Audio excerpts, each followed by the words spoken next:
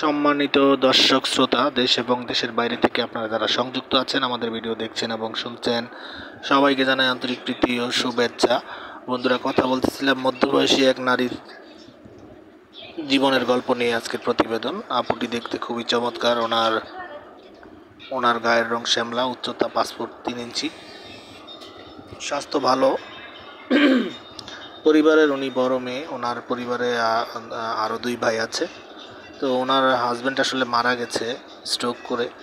তো ওনার 2টি সন্তান আছে। তো উনি একাকিত্ব জীবন নিয়ে আসলে আর পারছে না, বিদায় উনি একটা ভালো মনের মানুষের জন্য প্রতিবেদনে এসেছে। তো উনি চাচ্ছে যে ওনার বয়সের সাথে মিলিয়ে এমন একটা পাত্র থাকবে যে তার সুখে দুঃখে তার সাথে জীবন কাটাতে রাজি আছে। তো ওনার আর্থিক দিক থেকে উনি মোটামুটি সচ্ছল। ওনাদের নিজের বাড়িতেই আছে। ওনার বাবা একটা ভালো ব্যবসা করে।